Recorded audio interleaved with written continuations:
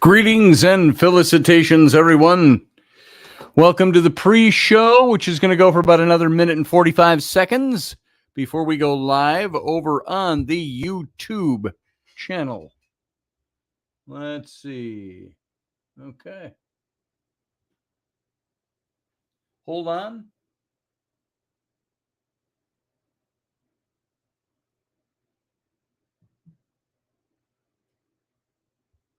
Oh, I see.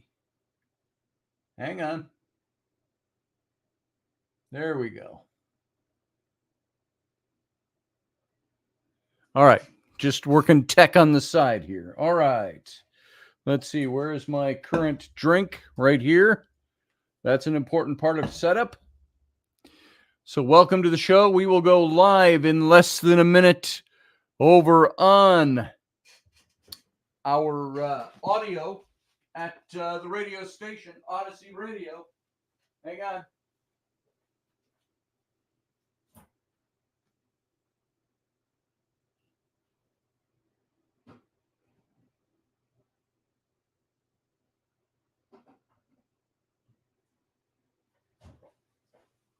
We're getting close. Getting close. Here we go. Okay, we're going to go dark. And we will be right back. So everybody sit tight. Be right back.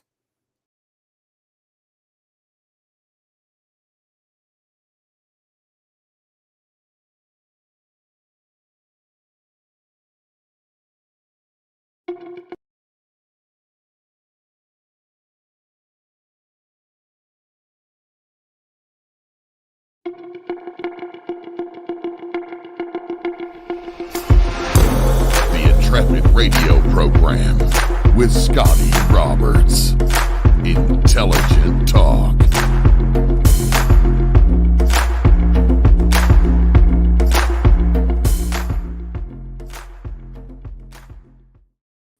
Hey, folks, welcome to the radio program. I am your host, Scotty Roberts. This is my show, the Intrepid radio program, right here on the Odyssey Radio Network. That's ODYSY radio.com. Come on over, check out the whole station, all the other shows that are over here, and this is where you can listen to the Intrepid radio program Monday, Wednesday, Friday in audio format only. Now, if you're over there or anywhere else and you want to see the video simulcast, come on over to my YouTube channel. That's youtube.com/Scotty Roberts. And keep that, if you're not watching it now and you want to join the Captain's Cabin after the show, that is our after show. This show, when it ends on radio over at Odyssey Radio, we just keep going and we go over into the YouTube channel and we continue with the Captain's Cabin. So if you don't know that already, if you're not a regular listener, there is how to do that. You can also go over to my Patreon page, patreon.com/Scotty Roberts. It might be Mr. Scotty Roberts. I think it's just Scotty Roberts. And you can go over and listen over there as well. Now, it looks to me like my sound is really hot here. I got to see from some of the readings that are coming back. There we go. You can let me know if it sounds too hot, if it's crackly at the top. So there we go. I'm going to check one thing while we're here, just a little technical thing I got to do. I got to check my, it looked like my settings were good. And now I'm seeing that arcing high point, and it looks like we're okay. All right. That's all I needed to know. So let me take a drink of water and let's roll here. If you'd like to support this show, you can do that by hitting the join button down below at my YouTube channel or coming over to my Patreon and joining that page. Those are all ways where you can put a little support into this show, tangible support that we can spend so we can expand this show. And we appreciate everything that you're already doing and anything anybody else wants to do. If you can't do anything financially, help us spread the word about our show. If you like the show and you enjoy it, let people know it's here. On your friends lists on social media and all of that stuff, like the show over on the YouTube page. hit that like button, the thumbs up. That helps us. It helps our algorithms. I don't understand how all that works and never have. I just know it does. So you can go over there and like the show. And also, what was the last thing I needed to say about that? I can't remember, so I won't. It'll come to me at some point. I've got Tech of Rainey's sitting here on the side. We're just setting some things up for her, and that was not quite done, and I couldn't shut it down in time for radio, so I had to watch it at the very beginning. So that is done. Rainey, you can come and get your laptop anytime you want. Your Photoshop is all set up. And let's see, what else? I wanted to show you a book because we talked about this last week. Before we get into tonight's topic, I want to show you, because we were talking about kids' books and stuff, and I showed you the book The Dark that was illustrated by John Klassen. And Rainey found this book over the weekend at a little shop called The Skull. And while The Dark was written by Lemony Snicket, this is all done by John Klassen. It's his little book for kids. And you can see it's simplistically done like this. And his illustrations, his very stylized, simple illustrations. I was going to recommend this as well. Joseph, if you're listening, and others who are listening that like the idea of what you could get and read for your kids, here you are. This is another little book that is done by the same artist. So different author, but same artist. And the artist is also the author. It says, this is an old story. It's about a girl named, and I'm sorry, my eyes are really fuzzy tonight, so let me pause to put on my broken glasses. Those are the ones that work for this. Ta-da, broken. They lean to the side, as you can see. Let's see. This is an old story. It's about a girl named Ottila who runs away. It's also about a house in the woods and a skull who lives there, and a secret the skull has, and the night that Ottila finds out what that secret is. Award-winning picture book creator John Klassen brings his gift for storytelling to this spooky adaptation of a traditional Tyrolean folktale. What is Tyrolean? Where is Tyrolia? What's Tyrolean? Is that a caste of people? That's not a country, is it? Tyrolean, relating to a characteristic of the Austrian state of Tyrol, or Tyrol, Tyrol. There, I just learned something. Tyrol is a historical region in the Alps of northern Italy and western Austria. The area was historically the core of the county of Tyrol, part of the Holy Roman Empire, Austrian Empire, and the Austria-Hungary from its formation in the 12th century until 1919, which would be post-World War I. This is an old Tyrolean folktale. There you go. JP says, careful saying you don't know how algorithms work, Scotty. The prof will show up and give you a 13-hour dissertation on how they work. LOL. Love you, prof. Yeah, I love you too. Yeah, that's a good point. I do understand algorithms. I do. So, anyway, there's The Skull. You can add that to your good books to read for kids. And it's done by the same artist who did The Dark. And I think you'll really enjoy that. And I wanted to share that with you tonight.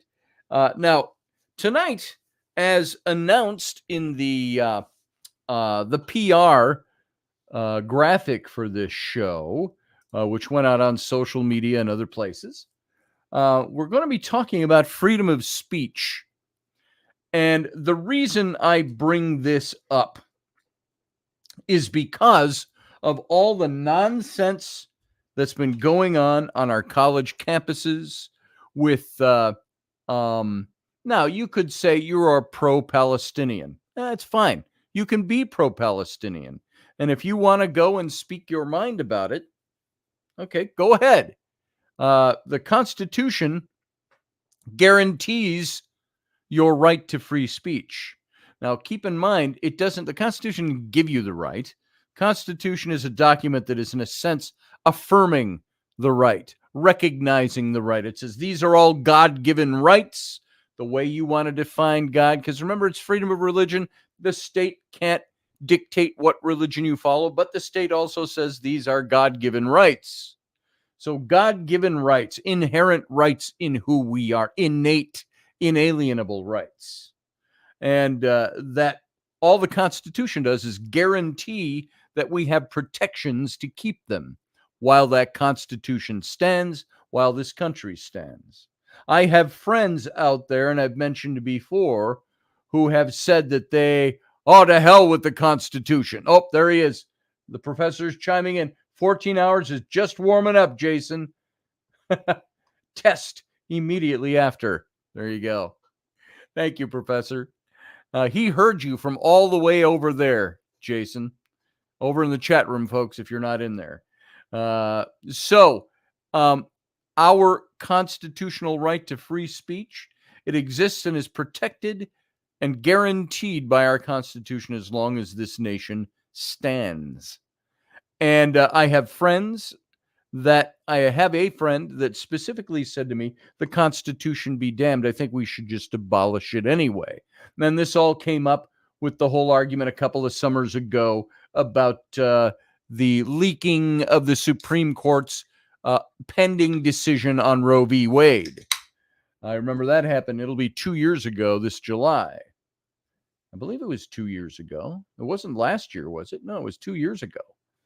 And the question of constitutionality came up. And should Roe v. Wade be constitutionally protected?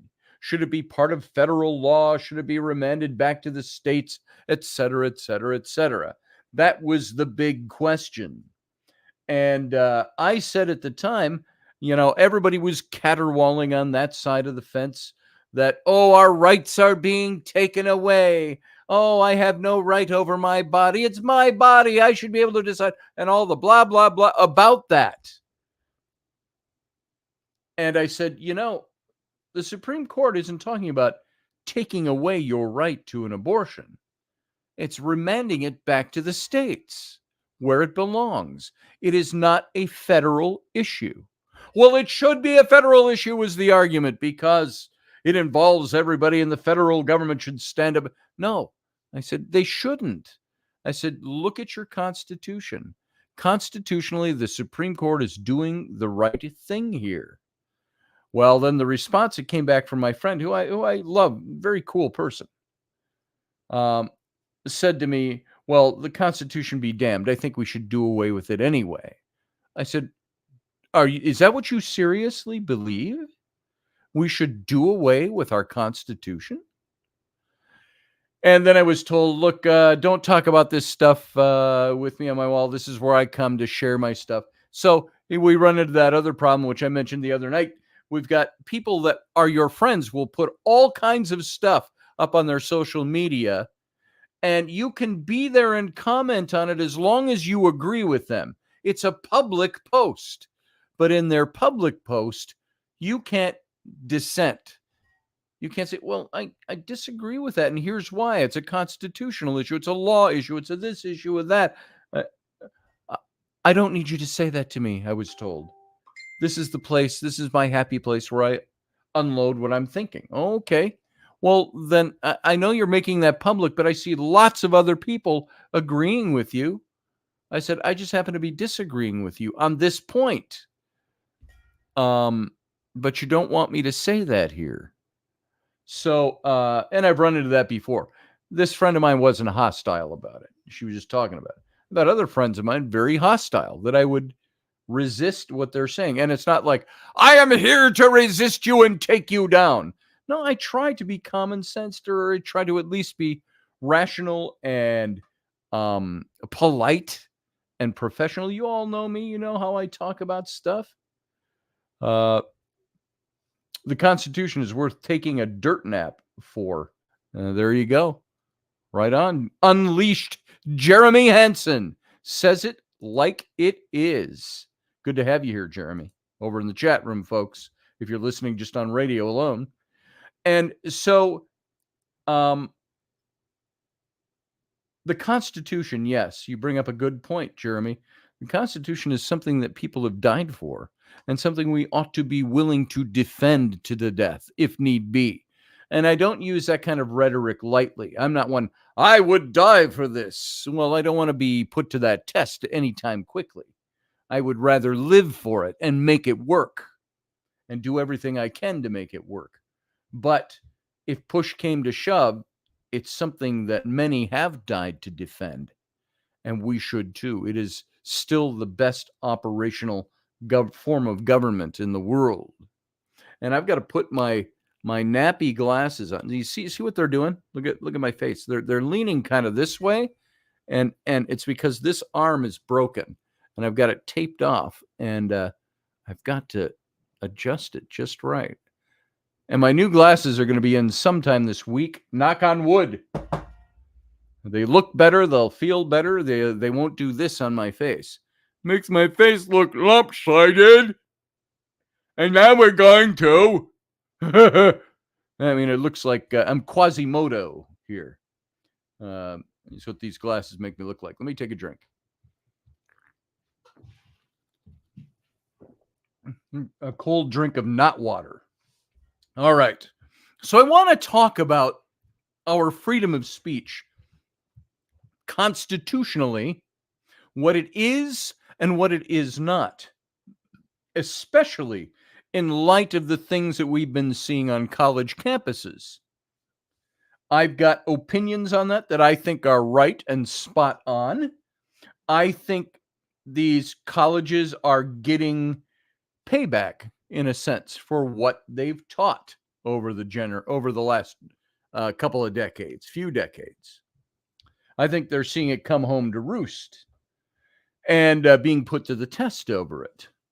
And at the same time, you've got people protesting that don't understand constitutional law.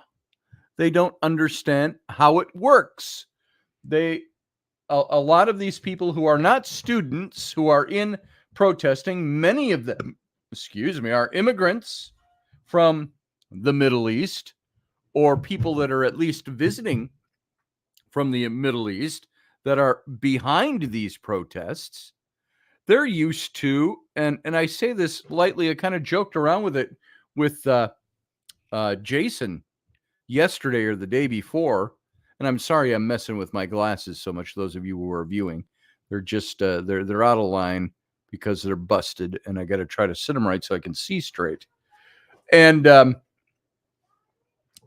they are people that, as John Ward told me once, when I was in Egypt for the first time back in 2013, we had just had all that stuff go on at Tahrir Square, and there were bombed out cars there. We were staying in Cairo, about 2 blocks off of Tahrir Square, at an old hotel.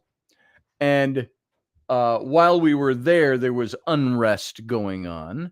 There was Muslim Brotherhood marching down the street with the flags and all of that stuff that was going on.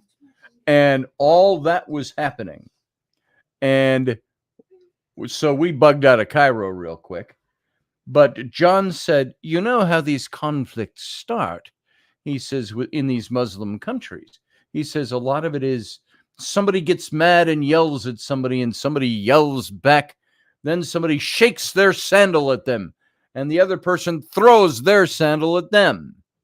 Then they pick up a rock and throw it, and then they pick up a rock and a can and throw it back, and then somebody pulls out tear gas, and somebody does something else, then somebody else shoots a gun, then somebody brings a bazooka, and then it just keeps mounting and mounting and mounting and mounting and mounting until you have all-out fighting and war and bombing cities and killing civilians and so on. So let's make it very clear, too, that my belief, and I think most anybody who is a thinking person, you can have compassion on those Palestinians, the Gazans, who are losing their homes. Many have been killed in the middle of this, but that Israel is not committing genocide. We've talked about that on Monday. Why it is not genocide. We went through that in great detail. And yet you've got these protests out of college, as Rush Limbaugh used to say, young minds full of mush. Meaning they don't really know anything about what they believe yet. And if they do, it's because they've taken time to study it and research it. I think most of what you have going on here is not something that any of those people really understand. And the people leading it are the ones that come from the countries that throw their sandals and rocks and guns and so on, and they scream you down, death to America. There was some guy I saw, as a matter of fact, that was making a little bit of fun of it, but he was also doing parody. He came out in front of the lines of protesters with his stormtrooper helmet on, and he was protesting the Empire. And he stuck to the canon of Star Wars as he was doing it, and the people behind him, behind the fence, were getting really pissed off at him. And he says, "What? You don't like Star Wars?" And somebody knocked his helmet off of his head and stuff like that. And then the police came and said, "You can't do that here," so on, so on, so on. And it's worth looking up. It's a YouTube video he did on this somewhere. You can find it. I thought it was excellent, but I couldn't really make out what side he was on. I think he was on the Star Wars side of things. And he was making light of it, which was great, because you know what this is? This is a protest. And if they can protest, he should be able to come and make fun of the protest. And everything's all square and good and all's fair in love and war. Except the leaders of the pro-Palestinian, pro-Hamas group, they are the people who want death to everybody who doesn't believe in what they believe. And so it has led to all these questions then about civil rights. They're saying we have the freedom of speech. Well, you may have the freedom of speech, but here's the question. Are there limits to freedom of speech? Are there times where freedom of speech by the Constitution is not the same as following the rules of an institution? We've run into that argument with Facebook and the Silicon Valley social media giants that say, well, you might have freedom of speech, but not here in Facebook. We'll censor you if you want. And they have ways, certain things they have to house themselves as in order to be able to claim that. And I think these institutions fall under that as educational institutions. They are not owned by the government, and they can make rules and say, look, you got freedom of speech, but there are certain things you can't do on campus. You can express your freedom of speech, but up to a certain limit. You can't break into buildings. You can't do damage. You can't riot. You can't start fights, etc., etc., etc. That's Marxism 101. Silence the free thinkers. That's very true, Jeremy. So when you're saying that, what's the antecedent of your word that? Are you talking about the pro-Gazan and pro-Hamas riders, the Star Wars protester? I don't know which, when you're saying that's Marxism, what are you saying is Marxism? It's the way the Palestinians, the way the Hamas supporters from out of the country are coming in and trying to usurp is not the word I'm looking for, but attempting to protest under the way they want to protest instead of under the rules of the country. Anti-Israel crowd. That's what I thought you meant, Jeremy.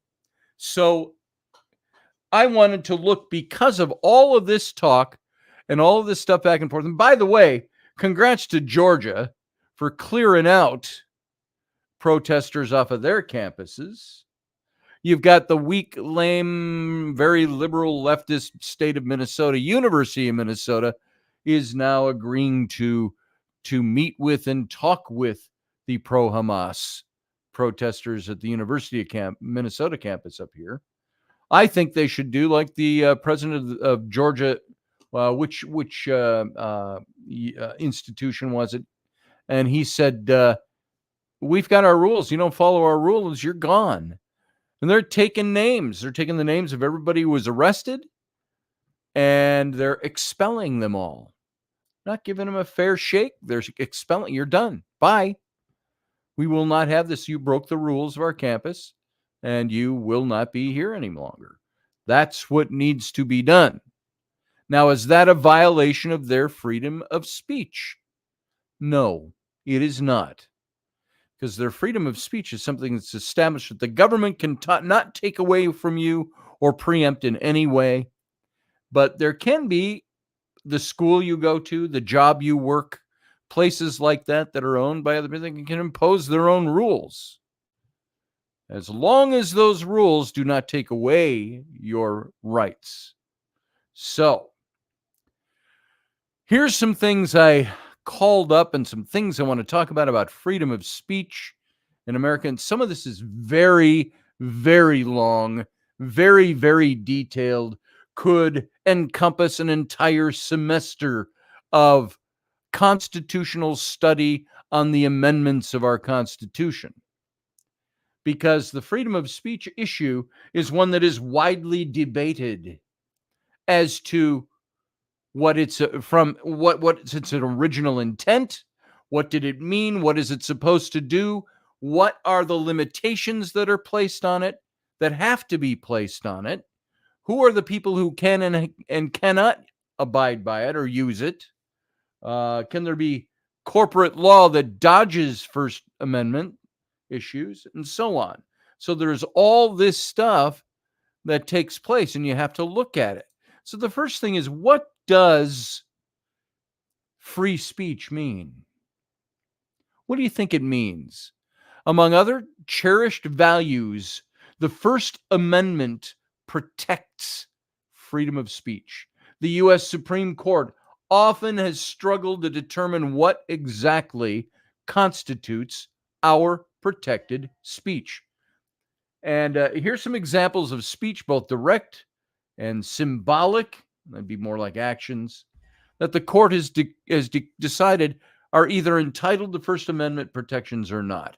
So the First Amendment states in relevant part that, quote, Congress shall make no law against free speech, abridging freedom of speech. And there are other things listed in the First Amendment as well. Do you know the four or five different things that are covered in the First Amendment? Do you know what they are? It's not just freedom of speech. What else is it? Do you all know? Congress shall make no law respecting an establishment of religion or prohibiting the free exercise thereof, or abridging the freedom of speech, or of the press, or of the right of the people peaceably to assemble and to petition the government for a redress of grievances. There you go, JP. JP's got two of them right there. You're right, Susie. They need the chaos to bring in the boot. And that's right. So Congress cannot, shall make no law that prefers one religion over the other. They can't prohibit the free exercise of any religion. But then the question comes up, and where the limitations come in on the First Amendment are, well, what if your religion says you can go around and axe murder people? Well, you can't do that by our law. So there's obviously would be some limitations on that. If your religion says you have the right to kill somebody for not believing what you believe, this would be some of your more radical Islamics, that does not apply in this country.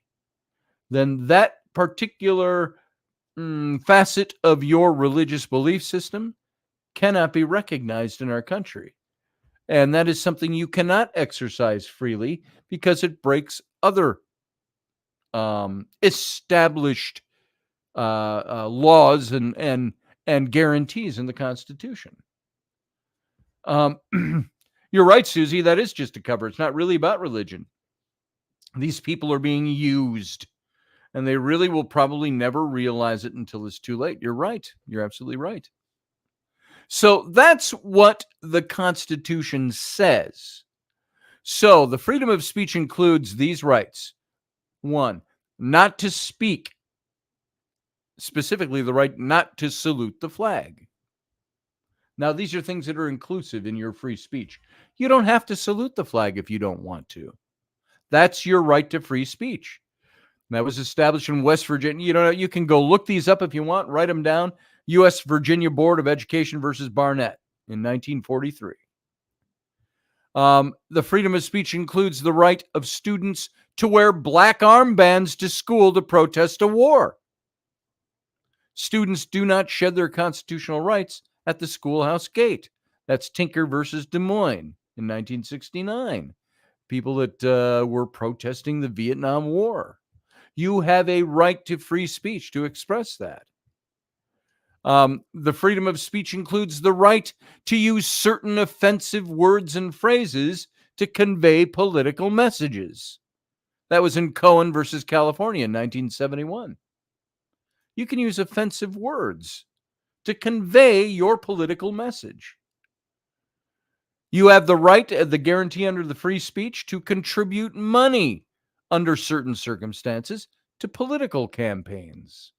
And there are limitations on that. That was Buckley versus Vallejo in 1976. You have the right to advertise commercial products and professional services with some restrictions. And that was established in Virginia Board of Pharmacy versus Virginia Consumer Council. And the Bates, that was in 76, Bates versus State Bar of Arizona in 77.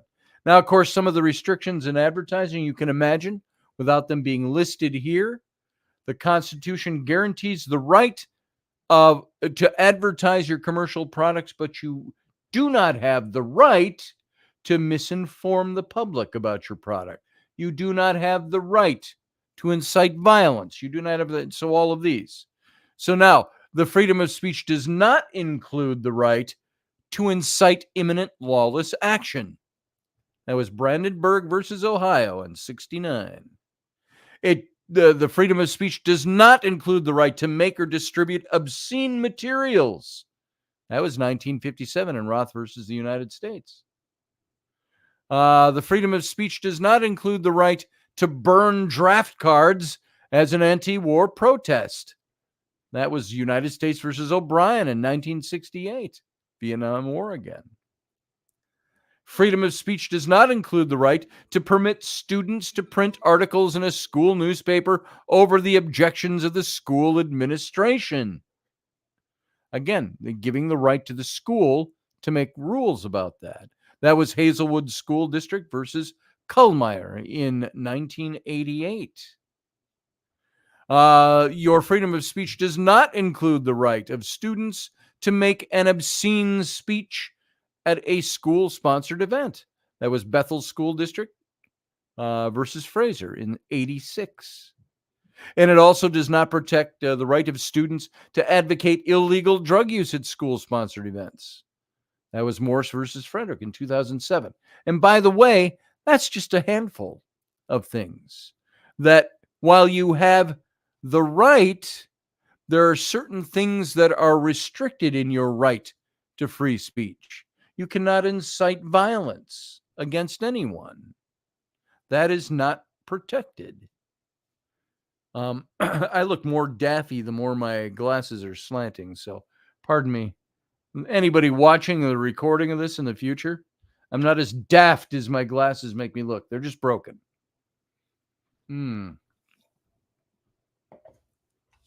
Let's move on to a couple of other things here. There's 7 things I've got here that are things that you need to know about the First Amendment. Okay? Let's go through those. And I've got a ton, a veritable, and this bill is 48,000 pages. It's kind of like that. I'm talking about, this is from the Free Speech Center, Middle Tennessee State University. 7 things you need to know about the First Amendment, which says Congress shall make no law respecting an establishment of religion or prohibiting the free exercise thereof, or abridging the freedom of speech, or of the press, or of the right of the people peaceably to assemble and to petition the government for a redress of grievances. Now, number 1 of these 7, the 5 freedoms the constitutional amendment protects: speech, religion, press, assembly, and the right to petition the government. Together, these 5 guaranteed freedoms make the people of the United States of America the freest people in the entire world and the history of mankind. That's the first thing you have to know. All of those things in the First Amendment are things that nobody else has. They may have forms of it, or 1 or 2 of them, or a couple, or whatever, but these are things that only the United States gives you in our founding document and the amendments. It protects all of these things, and it makes the people of the United States of America the freest in the world. That's the first of 7 things you want to know. And Joseph, I just see you popped into the chat room. I had mentioned early on in the show, specifically for you and anybody else who's listening, here's one more good book. This is by the Artist of the Dark, by John Clausen, The Skull. My wife just picked this up. It's a book he wrote instead of Lemony Snicket this time, and it's got all of his great illustration work in it. So stuff like we saw in The Dark. So that's a good one. I wanted to bring that to your attention and everybody else's. The Skull by John Clausen. There you go. And he didn't pay me to announce that. So that's just me. So let's see. Before number 2 of the 7 things you need to know about the Constitution, about the right to the free speech, the First Amendment. Before agreeing to accept the Constitution, the founders of our democratic republic demanded that these freedoms be protected by an amendment to the original document, the First Amendment, because they didn't originally appear. And they went back and had to write these things in as an amendment. So, deef, you say, daft. Susie Q, daft. So they weren't there originally, and they were written into this amendment. It's not that they were overlooked. It's that they hadn't been expressly spelled out. And so the founders said, these things have got to be expressly spelled out. And that's what they did. All right, glasses falling off my face. Sorry. All right. 3, there is no legal age you have to reach to exercise your First Amendment rights, your First Amendment freedoms. There's no legal age limit. They're guaranteed to you the day you are born. There's also no citizenship required for First Amendment protection. If you're in the U.S., you have freedom of speech, religion, press, assembly, and petition. If you didn't know that, even with all the immigration nonsense that's going on, anybody who's in this country is recognized as having the right to free speech, the right of religion, the right of the press and assembly and petition.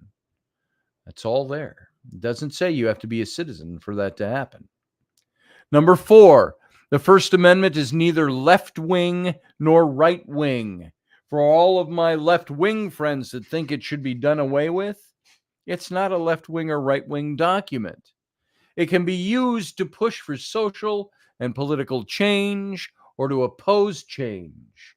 The First Amendment is pan-everybody. It's for everyone.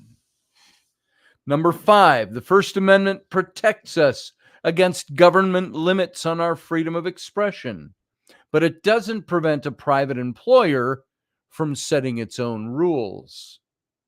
There you go. So these private institutions, They can have their own rules about the right to assemble, about the right where you can assemble, how you can assemble, how much noise you can make, etc. Oh, I thought it was great. It was great political justice, I think. I posted an article on my social media today how a graduate student, well, first, let's back it up.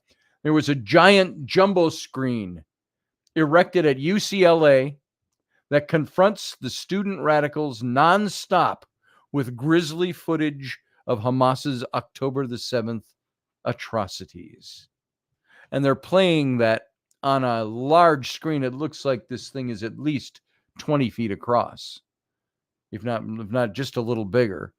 They've got this set up outside the protest area on the campus, and this is their counter protest to the pro-Hamas protesters, and they're playing 24/7 the grisly videos that were taken when the IDF came in and found all the people killed, babies massacred, husbands and wives killed in bed with their children, the killing of videos obtained from the Hamas terrorists who came in and took videos of what they were doing, of the music festival slaughter. It's all being played. And from the article, a graduate student named Kai from the pro-Hamas camp told the Wrap, the news source, a bunch of Zionist counter-protesters, most of which are not students, had a big fundraiser and brought this screen and set it up. They're trying to basically blast us with noise and disrupt us. Now, the noise Kai's referring to included the sounds of Hamas terrorists gunning down unarmed civilians and their subsequent boasting over body counts. The visuals Kai apparently found disruptive included footage of Israeli children shot up and scattered across bloody floors by the very group that the student professors now want shielded with a ceasefire. And I think it's poetic that is playing there. And those protesters, many of them don't even know what they're talking about. Many of them aren't even students there. They get to watch that 24/7. So, and it's being protected. They can't go over and bash it out. So, what does Field Guide say over in the chat room? These damn protests need to stop. They were throwing grenades in New Orleans the last few days. Yeah. Well, I like that the cops in Georgia came and got everybody out of the one hall that they took over and barricaded. And there was somebody complaining to the news department that they're not letting us bring in food to our protesters inside the building. And the news reporter rightfully asked him, well, why should they be able to? They've broken the rules and they've taken hostages, soft hostages, they call them. They've taken hostages. They won't let people leave the building, and they've destroyed property, and they've broken the rules of the institution. And now you're complaining that they're not letting you bring in food? That's ridiculous. It's not a very well-planned revolution, is it? So, yeah, they're paid radicals. You're right, Steph. So, going back to our 7 things you need to know. Oh, I got the last one in. No, I didn't. Number 6, the First Amendment prevents government from requiring you to say something you don't want to say, or keeping you from hearing or reading the words of others. Even if you never speak out yourself, you have the right to receive the information. It's the First Amendment guarantees. That's the freedom of the press. And the students, number 7, students have the right to pray in America's public schools as long as there's no disruption to school operations and no government employees, teachers, or coaches are involved. That's what that was all about when I was going to middle school back in the early 1970s. That was a big issue in our social studies class. So speech. What does the First Amendment say about freedom of speech? Can speech be restricted? Can it? And if so, when? And in the First Amendment scholar, a First Amendment scholar explains what sorts of speech are protected and where free expression might be limited, and why freedom of speech is a core American belief, almost a kind of secular religious tenet, in an article he wrote on the constitutional faith. So I'm not going to get into that. There's some links I have here for some of these things here. How about the freedom of the press? How did freedom of the press come about?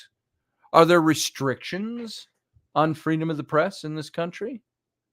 The way this core freedom is developed in law are things that you can read about. Again, I said all of these points covering the First Amendment. We can read the First Amendment and let it stand as is, but it would take weeks. It would take a whole semester of constitutional study to go through all that has happened revolving around just the First Amendment alone. Then you move on to the second. So constitutional studies is pretty involved.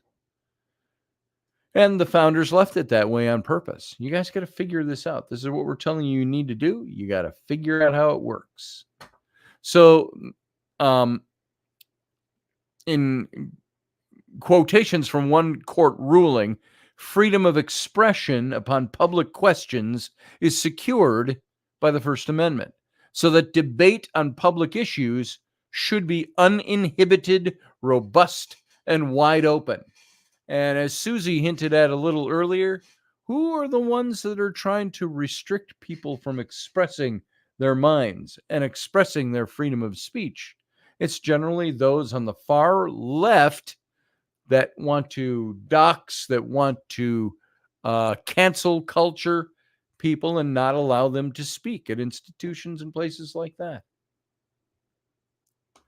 So religion, how about religion in the First Amendment? The First Amendment introduced bold new ideas to the world that government cannot and must not impose a state religion on the public or place undue restrictions on religious practice, but must recognize the right of the people to believe and worship or not believe or worship as their conscience dictates. There's a First Amendment scholars' overview makes clear the many aspects of our religious freedom, saying that bold constitutional experiment in granting religious freedom to all remains in place and intact and in progress in the United States. What about the right to assembly? Can they say that Trump cannot have a rally? No, they can't. There might be rules that say, well, our civic center doesn't allow a political rally. They can do that. They can make rules like that. That's not violating freedom of assembly or the First Amendment. So our right to gather in peaceful public protest, in marches, rallies, other assemblies, is another core freedom that's guaranteed by the First Amendment. As a First Amendment scholar says, First Amendment free, and I'm glossing over who it is and details because it's getting into the deeper articles here, which I'm not doing. Just giving you an overview. First Amendment freedoms ring hollow if government officials can repress expression that they fear will create a disturbance or offend people. Unless there's a real danger of imminent harm, assembly rights must be respected. We see a lot of that as being violated, but not by the government. It's being violated by institutions. Do they have the right to do that? Is the big question. Then the right to petition the government. This least known First Amendment freedom is nevertheless crucial to our democratic republic, our form of government. Petition is the right to ask the government at any level to right a wrong or correct a problem. Now, mind you, it's not mandating that the government actually do either of those. It's saying you as a citizen have a right to redress your grievance to the government. No matter what the outcome is, you've got the right to do it. No matter what people think of you or your issue, you have the right to redress. The right of petition works in our government.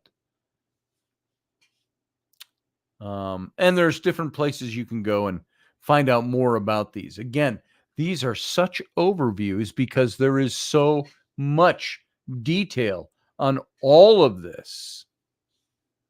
And when you start studying it, you can go as deep as you want to go, or you can go as shallow as you want to go, or as ankle deep versus neck deep in some of this stuff. Ankle deep is just knowing what your rights are. So freedom of speech in the United States. We've got just what do we got? 5-ish minutes left on the radio station. Then we'll pick this up in the captain's cabin. Remember, when we're done on radio, all you radio listeners, you can come on over to the YouTube channel and you can join us in the chat room and we'll talk more about this. We can take your calls over there as well. In the United States, freedom of speech and expression is strongly protected. An expression is strongly protected from government restrictions by the First Amendment to the United States Constitution. Many state constitutions and the state and federal laws also do the same. Freedom of speech, also called just simply free speech, means the free and public expression of opinions without censorship, interference, restraint, or repercussion on an official level by the government. The term freedom of speech, embedded in the First Amendment, encompasses the decision to say as well as what not to say. The Supreme Court of the United States has recognized several categories of speech that are given lesser or no protection by the First Amendment, and has recognized that governments might enact reasonable time, place, or manner restrictions on speech. The First Amendment's constitutional right of free speech, which is applicable to state and local governments under the incorporation doctrine, prevents only government restrictions on speech, not restrictions imposed by private individuals or businesses, unless they are acting on behalf of the government. And this is one of the big things, if you notice, that came up with the big social media Silicon Valley giants, Facebook, Twitter, when it existed as Twitter, some of the others, that they're saying, well, these were rules imposed by the privately owned corporations, that they had a right to impose their own rules. Well, what was this last? It prevents only government restrictions on speech, not restrictions imposed by private individuals or businesses, unless it is found that those private businesses or individuals are acting on behalf of the government. And that was one of the big things that came out, was how much FBI, Department of Justice, governmental tampering behind the scenes was being used and imposed in censoring people on these public platforms. Well, if they found out that the government was behind it, changes. It's a whole new ballgame. It's not just the private corporation that's telling you what you can and can't say. However, it can be restricted, free speech, the First Amendment, by time, place, manner, in limited circumstances.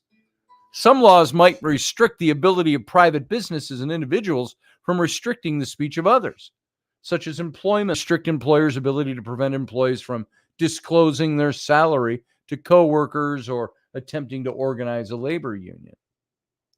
So the First Amendment, the freedom of speech right, not only prescribes most government restrictions on the content of speech and the ability to speak, but also protects the right to receive information, to take it in, to be able to hear it.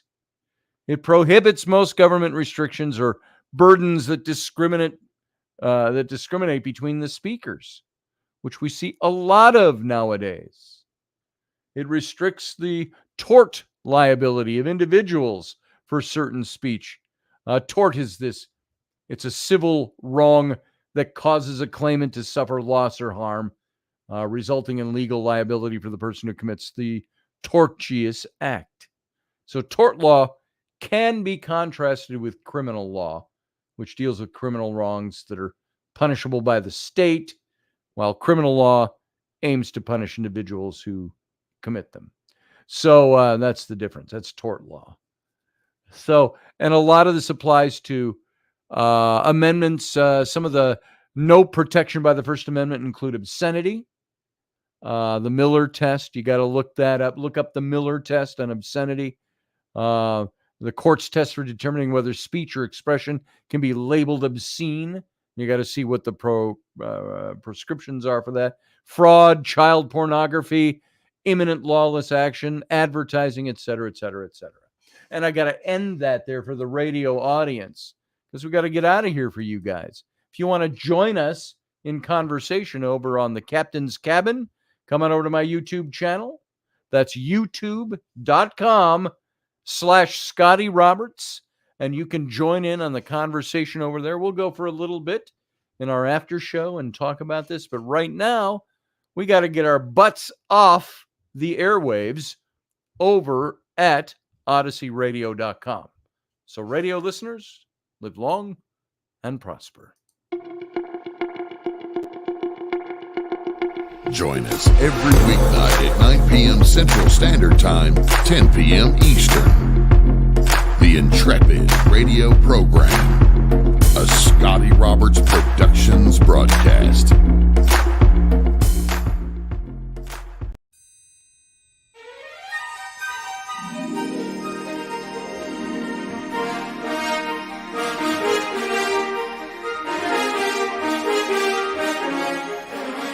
Hey folks, this is Scotty Roberts, and this is the Intrepid Radio broadcast. I've been broadcasting for about 20 years now, covering such topics as science, politics, the paranormal, weird science, weird world history, archaeology, and the paranormal. Everything from ghosts to cryptids to creepy things that go bump in the night. So every week I bring you 3 new episodes. Come and join my channel and also be a patron to this site. So see the details below, and we'll see you here.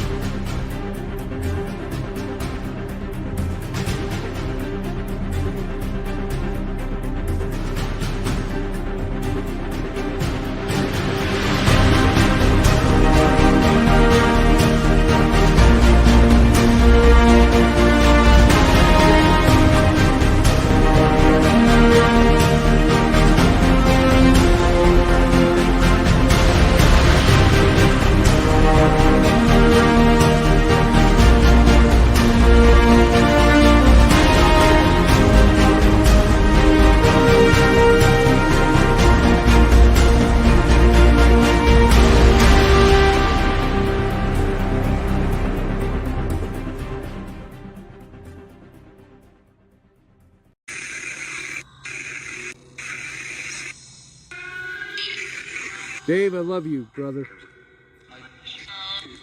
I miss you too. I miss you too, I heard. Yep. Did you guys hear that? I heard that. I miss you, Dave.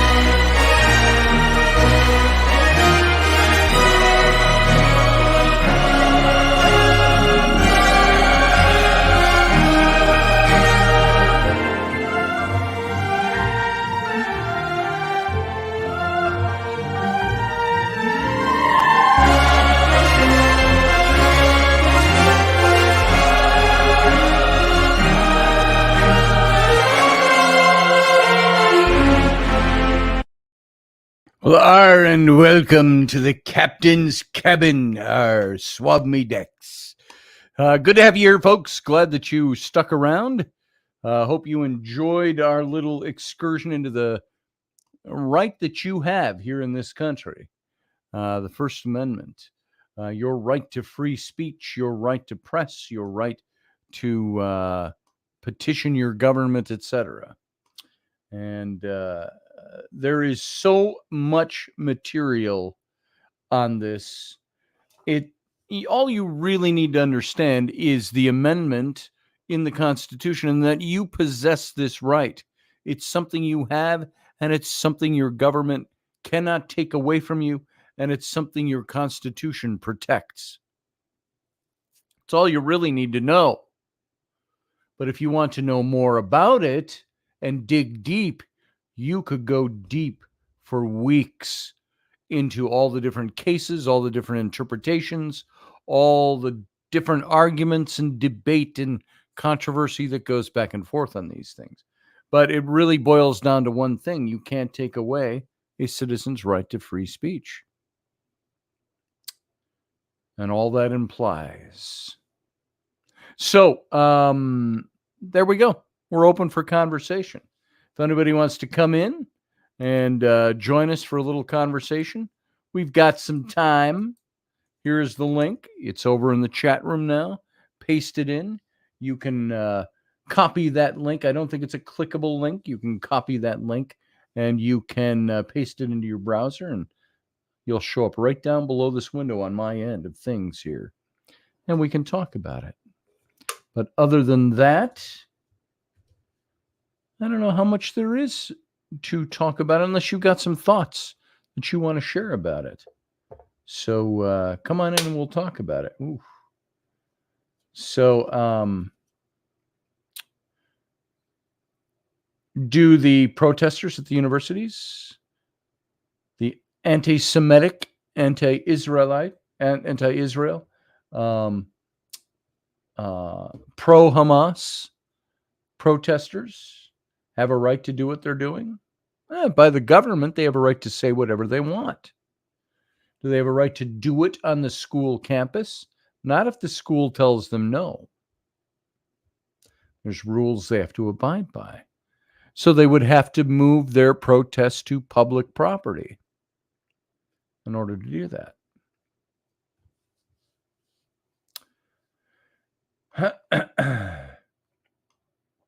I've got both as well, Elderberry. Hardback and a paperback copy of the Constitution.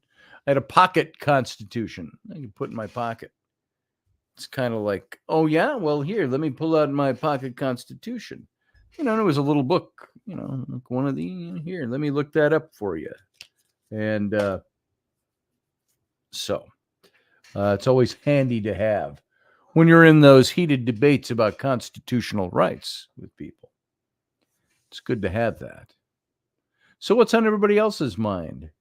This is the let your hair down part of the show, the quieter, gentler part of the show where you can all call in and talk. Oh, look, we got Field Guy. Let's get Field Guy in here. How you doing, Fieldy? Good. Is this thing on? It's on. Oh, okay. My Just the laptop voice is reset. on. My laptop reset all my things, so I had to re-sign every single thing again. Do you not have makeup on tonight? Makeup.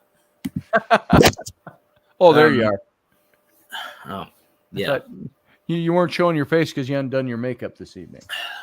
I need some.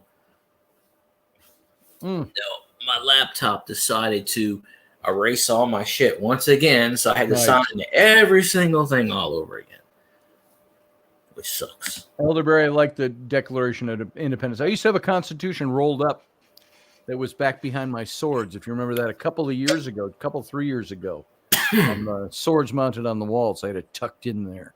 It's sitting around here somewhere. So I can tell you right now, they in my state are trying to rewrite the state constitution that they wrote in 74. yeah, They're basically ripping it up and starting all over again because they said, oh, it's outdated. They've amended it 260 some odd times, I think.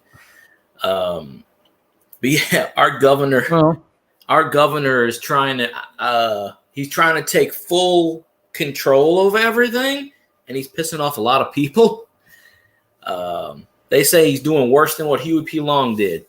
Like he's trying to take total control of the entire state. Yep. Go over but he's a good guy.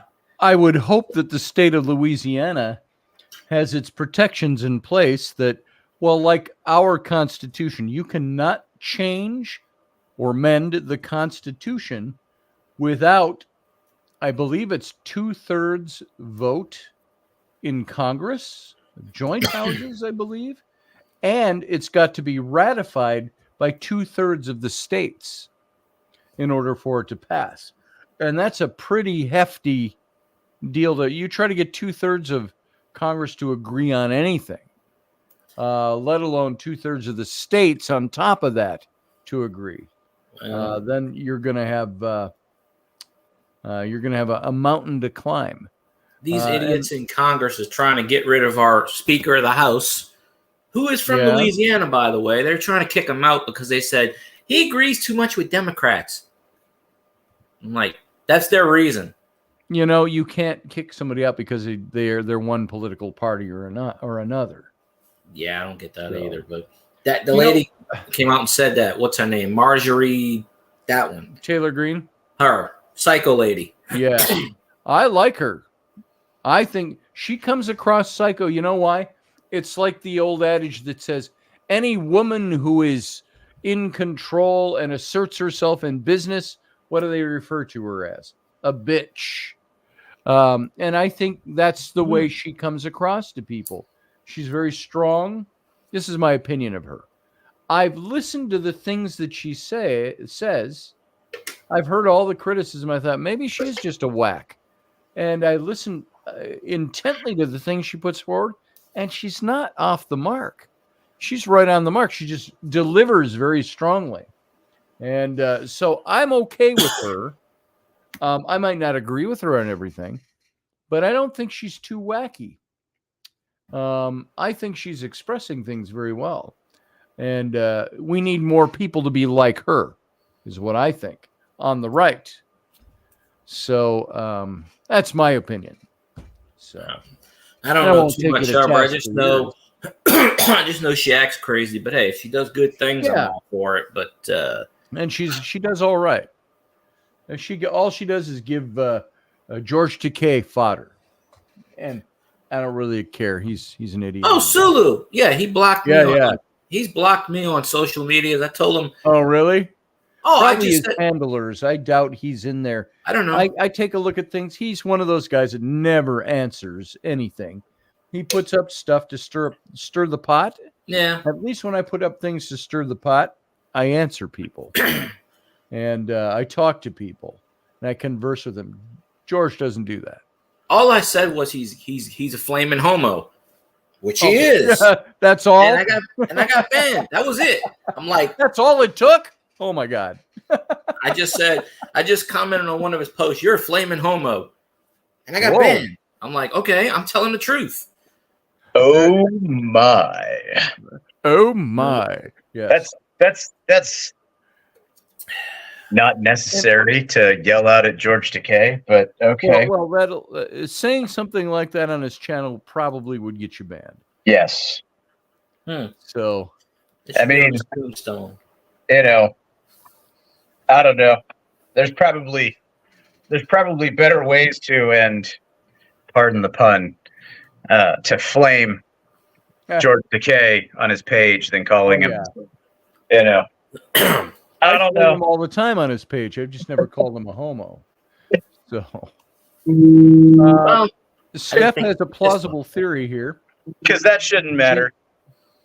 She thinks that they could have pushed sensitive material into Johnson's phone computer. They were doing data grabs in lots of areas. He was Stingray or Dirtbox. I don't know, Steph. All I know is I've heard a couple weeks ago, I heard Mike Johnson talking about why he voted for something. He says, you can't always have everything you want.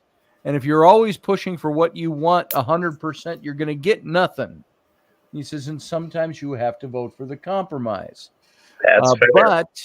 And there's truth to that. But I think we have had too much compromise out of the right. Yes. And the right needs to start standing up and saying, no way. They need to look at Biden and say, don't. I mean, I don't know. I'm a firm believer that opening your opening day of your first congressional session as a new rep or new senator should be sitting down and being force-fed Mr. Smith Goes to Washington. Yeah.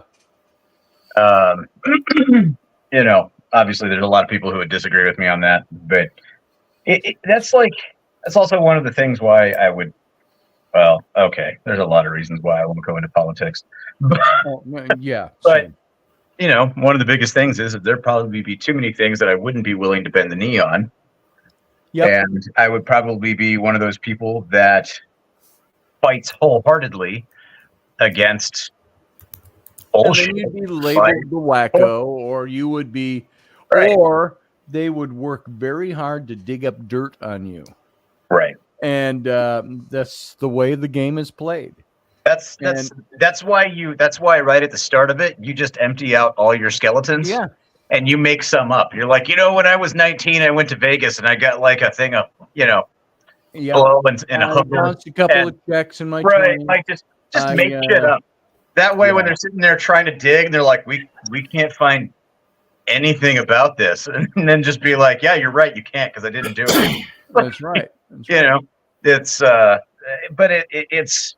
I think one of the biggest things that I would love to see go away, and I know Congress would not, because it would make their life more difficult and more tedious. Not necessarily difficult, but tedious. Would be the complete dissolution of the ability to, do pork barrel on bill. Right.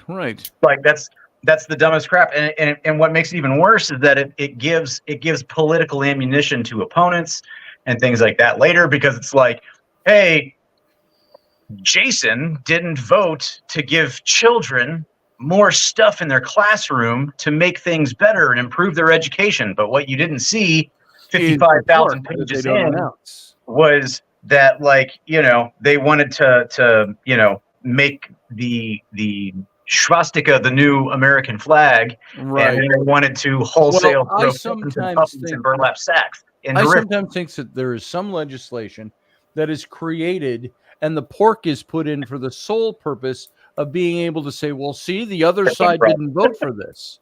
Right. And I think they put in nonsensical legislation so they have political fodder for elections. And it wouldn't surprise me if they did that. The stuff just gets stupid, and it is absolutely it's a matter of honor and integrity, quite frankly. And integrity isn't just telling the truth. Integrity is also making the very hard right decision. Yes. And and I know I've mentioned it before, probably on your shows and stuff like that, but George Bush Sr., read my lips, no new taxes. But to be able to take care of things with Desert Shield, Desert Storm, and all of that, he had to sign a new tax into being. And the funny thing is, it was something about like, basically like maternity leave type stuff and giving people that, right? Yeah. So it was a good thing to do it for. But he said, I know I said this and I'm sorry. Yep. But we're going to have to do this to take care of these other things. You can't see the future of some of these things having to take place. Right. And he lost the next election off of that. That killed his chances of getting reelected. But he did it anyway because it was the right thing. But the other side didn't tell you all of that. They didn't say, no, he broke his promise, but there was a reason he did. It was necessary. They didn't say that because they wanted the seat of power and they wanted to be able to use that. Yeah. Against it. So it's a load of hogwash. It is. We gotta just do up some, on pink sheets of thin cheap paper, send them all pink slips, saying, hey, you've been fired. Well, you know the real reason why George Bush lost the election? Because he puked on that Japanese guy. Probably. I don't know. Is Biden going to lose the election? No, that wasn't it. That wasn't it. He just missed that guy when he was on his bombing run where he got shot down, and he was just finishing the job. That's all it was. Job. Yep. Oh, remember 1943? Wow. No, I can't. He almost died in his plane in World War II. Huh? He almost died. He ejected out of his plane. He came that close to dying. Think about that. Yep. The Mandela effect in full motion that time. He came that close to being eaten, actually. By Shax. Yeah, he was a hop, skip, and a cannibal. Just think. If he hadn't been picked up by that submarine. Kennedy would have been alive. We wouldn't have had his damn son ruining the country, starting 9/11 bullshit. The world would have been better. There you go. That is certainly one way to look at it. I hope to God that's not your actual opinion on it, but that's as far as I'm going to go with it. That's why I said that the way I did. No. I mean, field guy, because yes, that's why I responded to him the way I did. Yeah, that is certainly an opinion. Having been someone who's been boots on ground in both locations that came after that. Yeah. Yeah, I don't believe that at all, field guy, by the way. I hope you don't. That's he's quiet. I believe what I believe, but I don't. It's just an opinion. You can believe what you believe.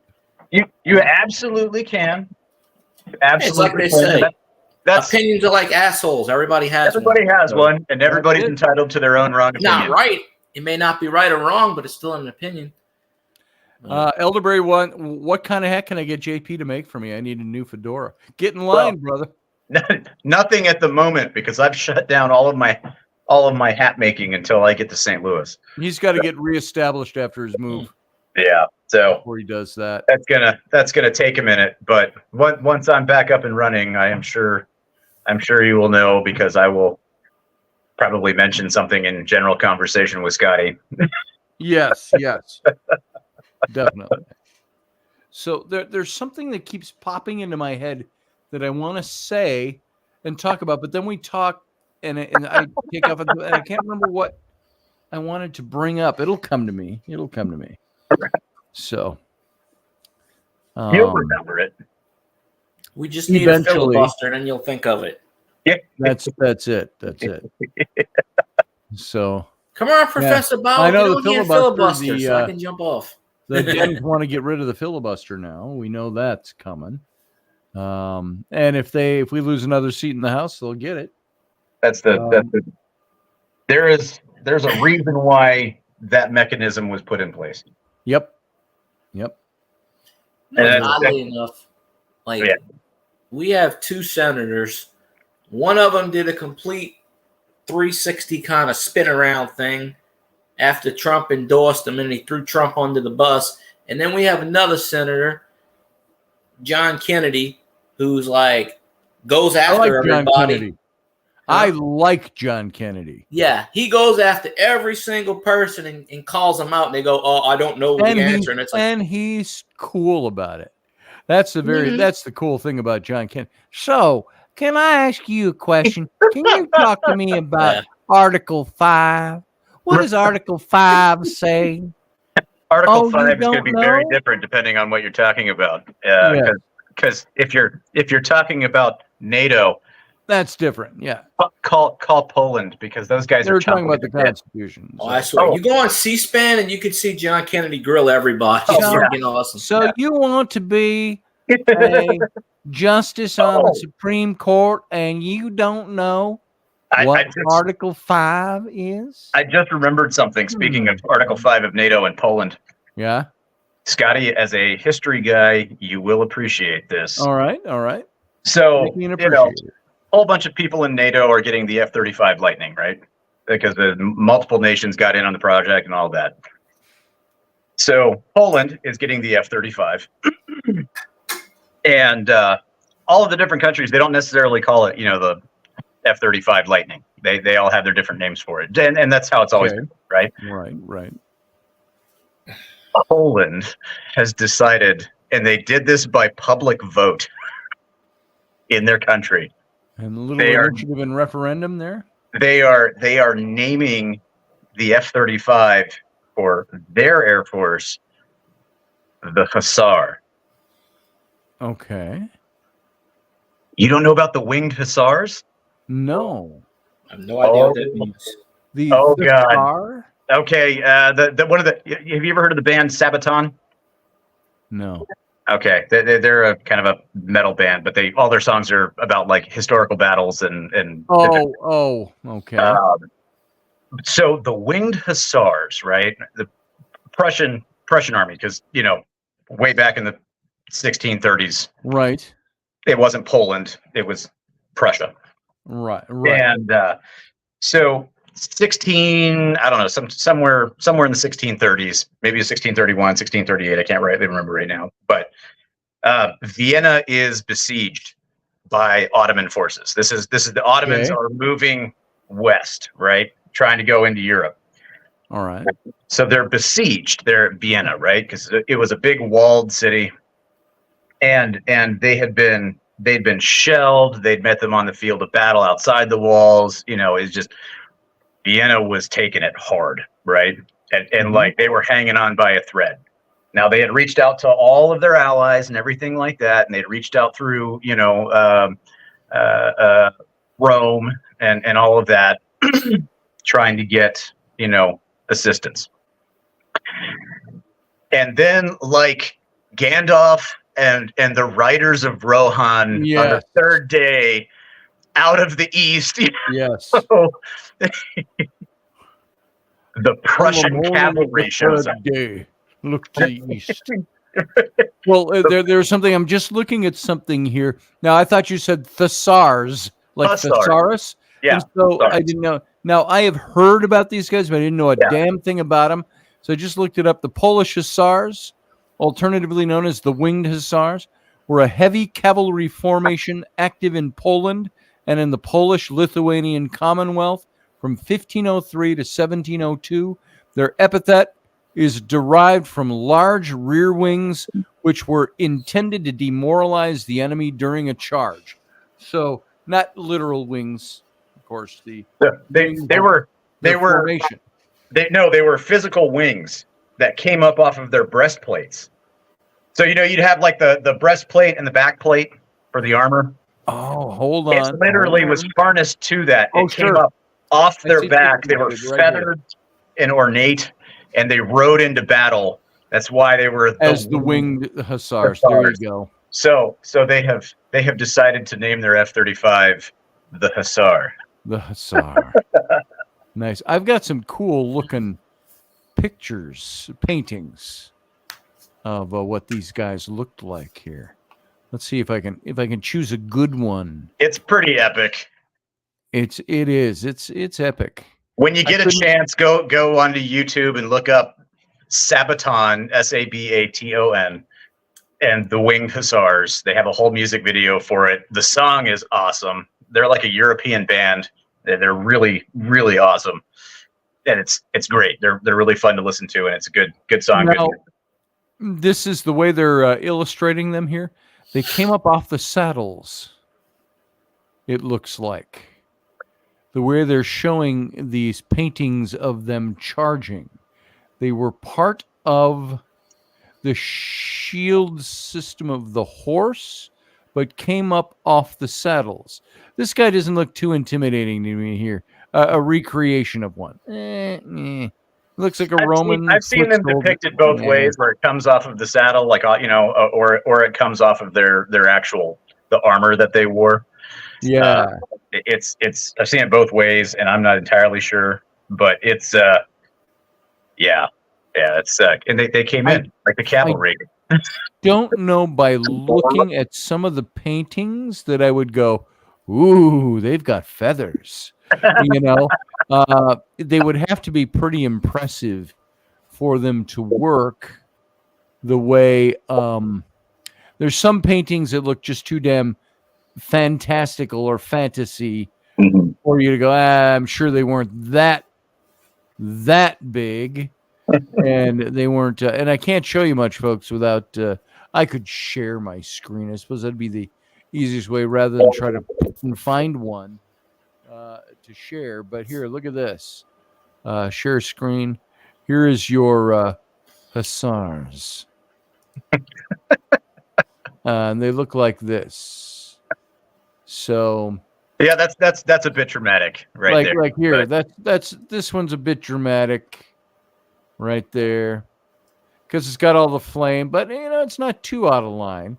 But then you've got your you had this one that's a reenactor like this, and I looked at that and I went, oh, that doesn't terrify me too badly.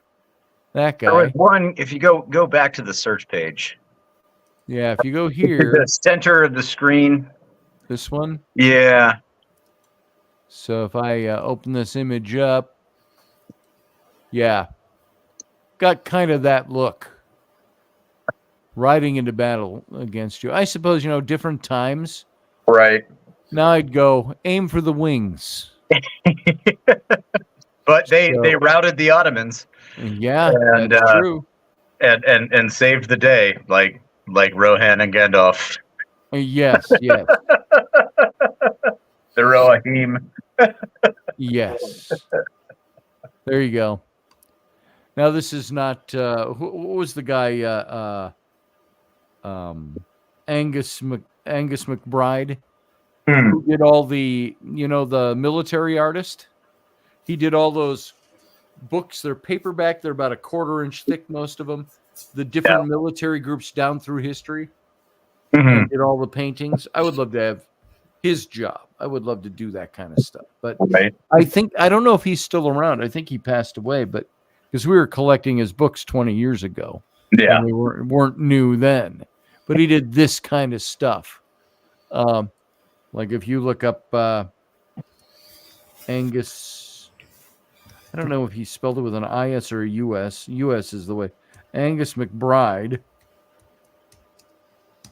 Let's see if we can. Yeah, here. His illustrations looked like this. He had this look about all of his stuff. This is his style right here.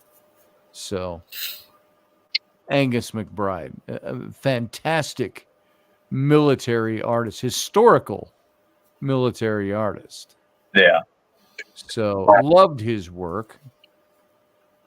And he did a lot of these types of illustrations, which is on white. No backgrounds, just to show what uniforms looked like. Well, how did I wonder if he has anything of the hussars. He might. Let's see. Angus McBride. Here's an Angus McBride. And the hussars. Let's see. Open that image. So there's one of his illustrations of the winged hussars. So, yeah, the books he did, all books that had this kind of look to them. They started making. They all had the red stripe. A different publisher started doing them all. Yeah. And his stuff is just fantastic. And I'm just curious to know now if he's still alive. I don't know. Angus McBride. Let's find out. Google Video will tell you. right? Let's just give it a look here. Yeah, he died in 2007. Oh, okay. He's been gone for a while. So Well, we'll reanimate him. Oh Lord. there you go. Give him a shot. I'll just take over. I'll start. Zombified. Can we Great can we illustration. reanimate Ronald Reagan? Wish we could. Yeah, we could clone him. Why not? There. We have his DNA. Oh, nice. You know, they sent a bunch of DNA to the sun recently, George Washington and a few other presidents. So they're revolving around the sun for all time. Yeah. When that SpaceX thing went up last Yeah. month or something, it Yeah. was, I think, George Washington's DNA, John Kennedy, and somebody else, one other Why, president. hoping an alien will find it and reanimate them? Maybe. Oh, Professor Bauer's here. Let As it long go. as if they're reanimated, they come back like those really awesome, Thank like you. bro America, Mhm. America paintings where they're like, standing Yeah. on top of some muscle car with machine guns and rockets and everything. Yeah, or riding in on a pterodactyl. This is Yeah. how Yeah. America was in 2024, 2,000 years ago. That's right. By the way, I watched most of Trump's. He had a rally in Wisconsin today, Yeah. and I thought that was great because he had a couple days off from having to appear in court, and he just set up a rally in Wisconsin, Yeah. and it was fun listening to him. So Go home to mama. yeah. How you doing, Professor? Well, I'm above average. I've been getting better now that I'm here. Right on. So, what do you got? Which button would you like to push? Well, Scotty doesn't know how algorithms work. So Oh, yes, I do. I do know algorithms. I do. Can't say that word out too loud. Who's listening? I'm sorry, Jason. Did you just disappear? Oh, yeah. They have I did. ears. I don't know. What? What happened? Oh my goodness. I made some statements during the show. I said something about with one click. during the show. I said something about it's an algorithm. I don't understand how those work anyway. And he said, "Well, we'll just get Professor Bauer in here to take 14 I hours just to don't know how explain it to works. So I said careful when saying you don't know how algorithms work, Scotty. yeah. Because then the professor will come in and he'll give a 13-hour dissertation. you." I'm like, on- no, I'm good. I know how algorithms work. I was just being flippant. 14 hours is the warm up, and there will be a test after. That's hey, as right. long as you have that's one right. person on the panel, everybody can go to sleep. You can let Professor Bauer go all night. You can wake up at 7 in the morning, say, all right, folks, time to end the show. There you go. Damn, There you go. Then you get the watch hours. DJT was phenomenal today. He was awesome today. Yeah. And you just look at him. He's pretty sharp.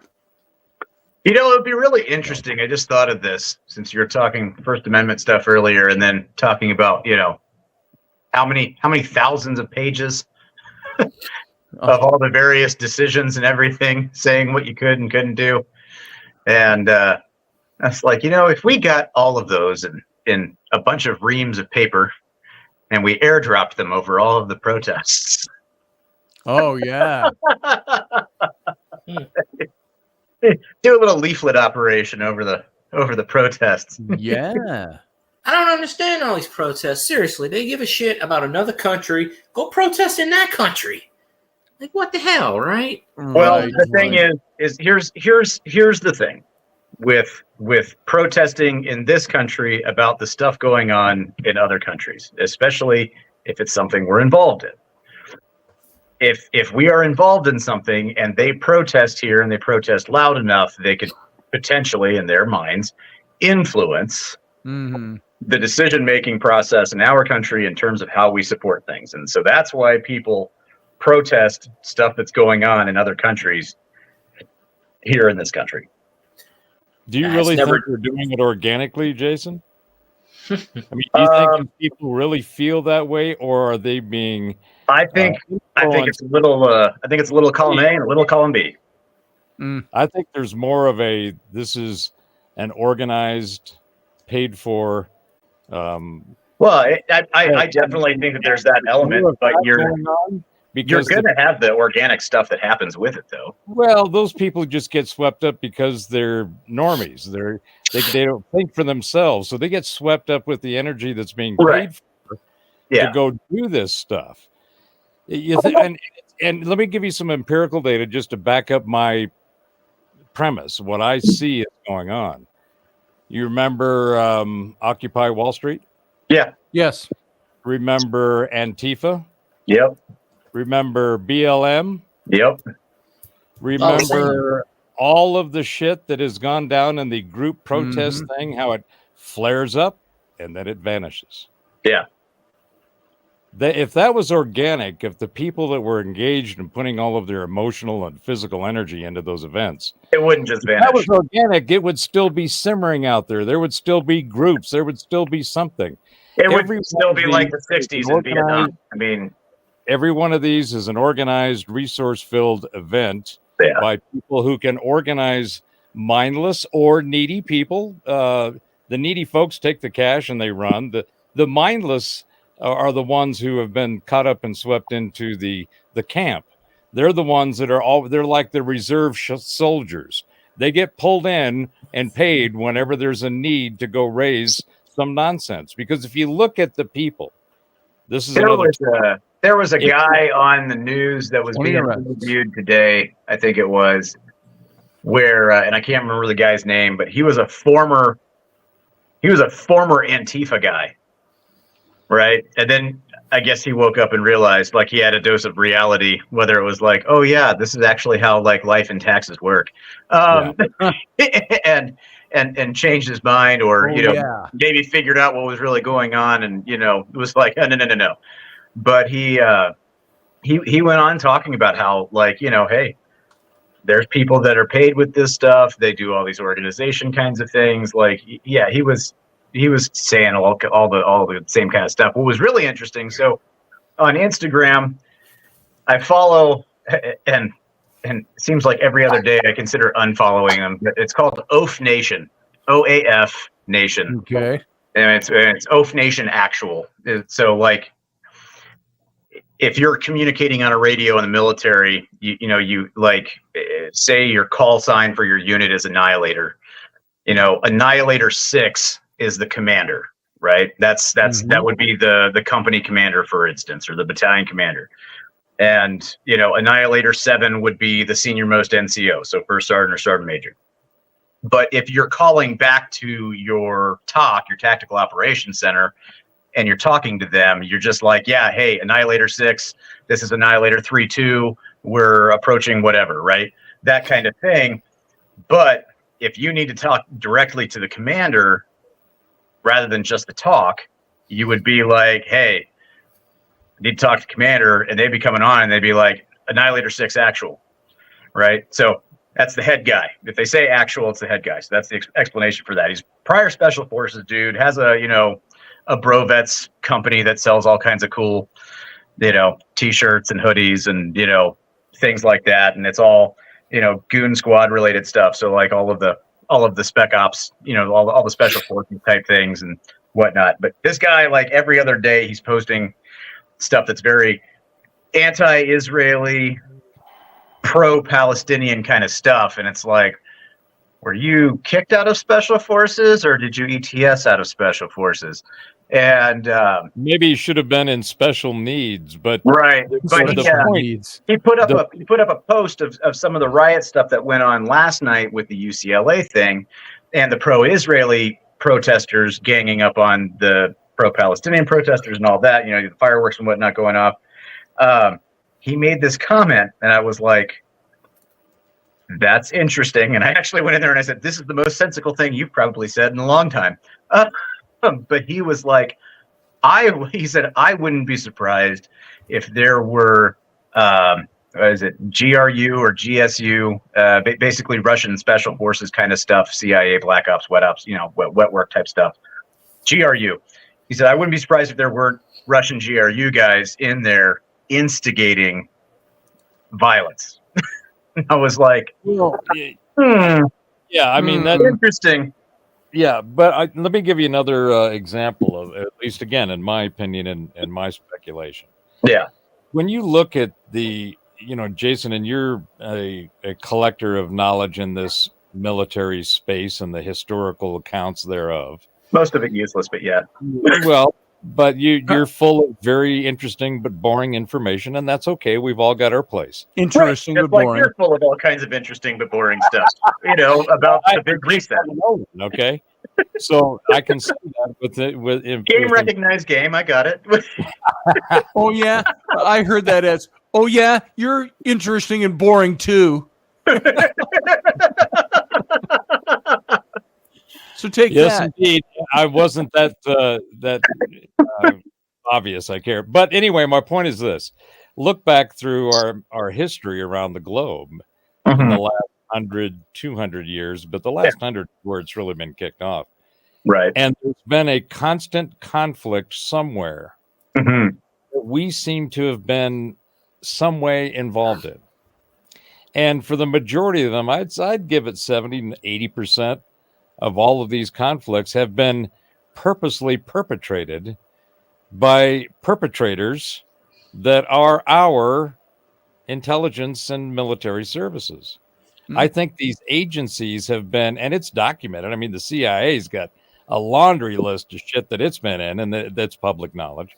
Yeah. But all the other agencies and all of this intelligence community and our infrastructure that we have that has been going around the world causing shit.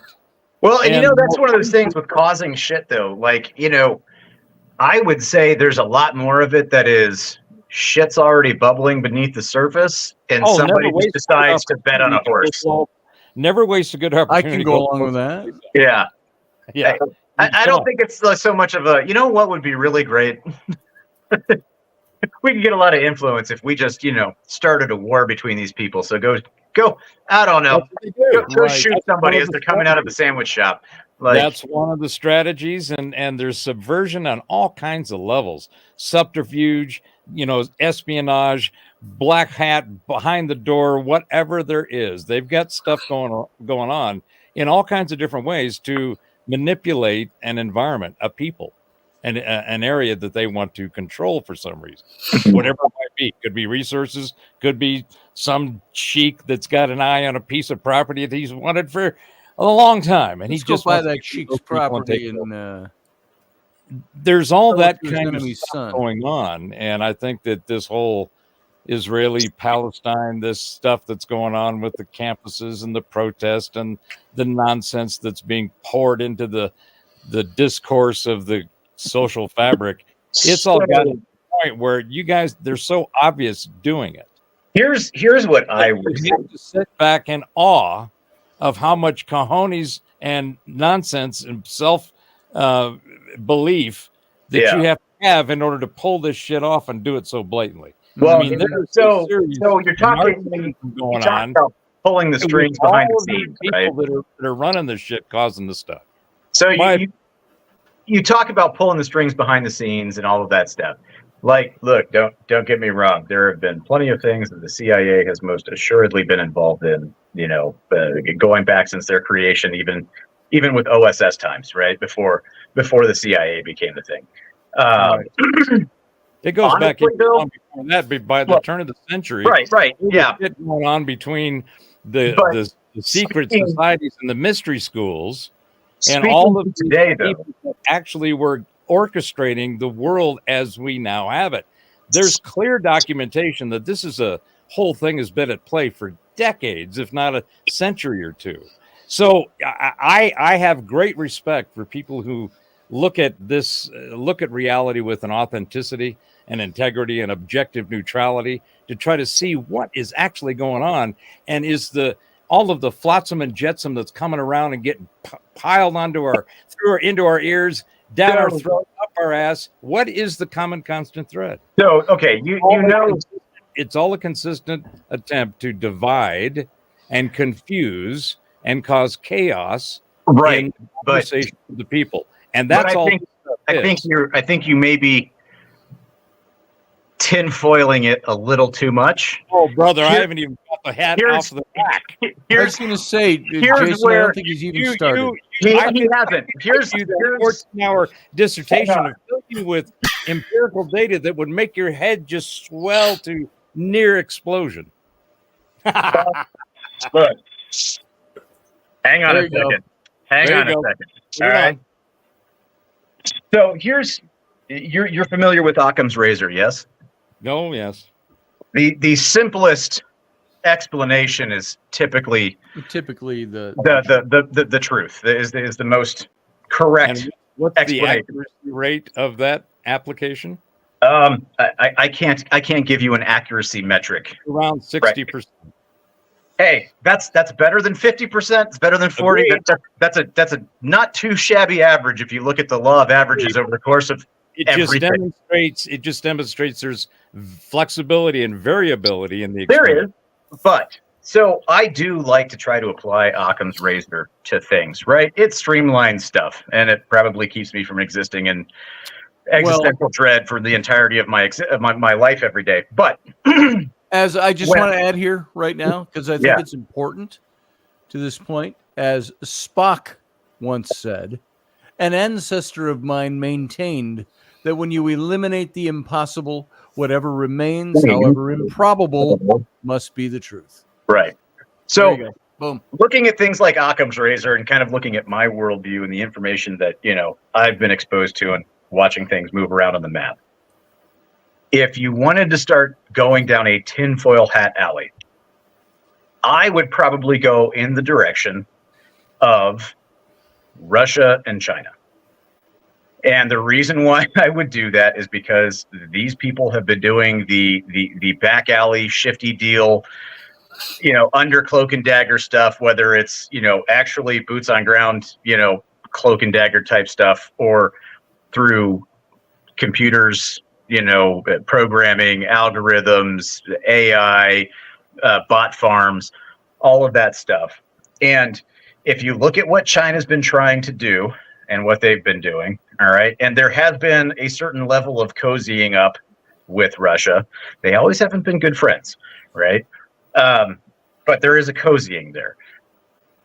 And given everything that China has to gain and lose depending on how things work out, I mean, it to me, it would make a lot of sense if you're going to go down the tinfoil hat path as to what's going on in the Middle East, that we're going to start doing all of this stuff to get these things going. We are going to provide munitions. We're going to provide parts for munitions. We're going to, provide parts for weapons, technology, et cetera, et cetera. We are going to gain from it if we can destabilize the U.S. enough. And it doesn't have to be completely. It has to be just enough that they can't effectively respond. We can do whatever we want with Taiwan. We can do whatever we want in the South China Sea, 9-dash line. We can do whatever we want in our Belt and Road Initiative of the new the new Silk Road, and everything that they're doing with gaining global influence, like how we gained global influence following the Second World War.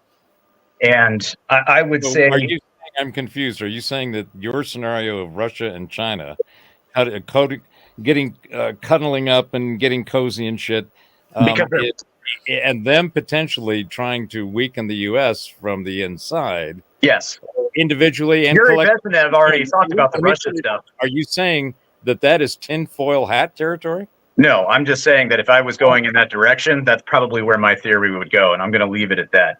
That's not even saran wrap. I'm not. Guys, keep talking. Ignore me for a second here. I'm just not going to say anything definite or anything like that because Field guy. Field guy, look up to the left for me. There you go. The right. Look up to the right. Give me a noble shot. You guys keep talking. This is just for me. Yeah. The other direction. Are you gonna put an ice cream cone in his hand? Direction. Look to your right and look to up. your right.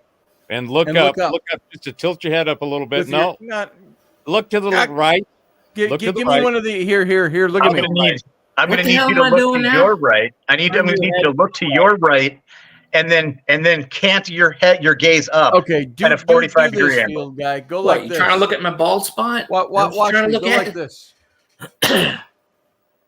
Like you are. No, that's too extreme. The other direction. Dial it down a little bit. Not down a little bit. It's like you're looking at the audience. You're going, I'm gazing to the Well, I'm watching Quincy, so I'm going back and forth between you and Quincy. Give me that. I wasn't supposed to interrupt these other two fellows, but give me that for a second. Oh, okay. Am I taking over now? Because I can do what I do on my stream, but ain't nobody gonna like it. No, I could talk about where's my co-host? Wow, I took myself out. Hold on, I hit the wrong button. Okay, once more for me, field guy. Up to your right. Your right hand, raise it. Now put it down. Now look kind of up to your right. Not way extreme. Kind of forward to the right. To your right. That's your left. Right. 30 degrees from your it was so much better when it was a candid shot and I didn't take it. Oh, you're taking screenshots. Look up to your left. I lost all my screenshots of funny people. Never mind. We had Scotty once with his eyes closed and his tongue sticking out. Never mind. We're not doing this. Okay.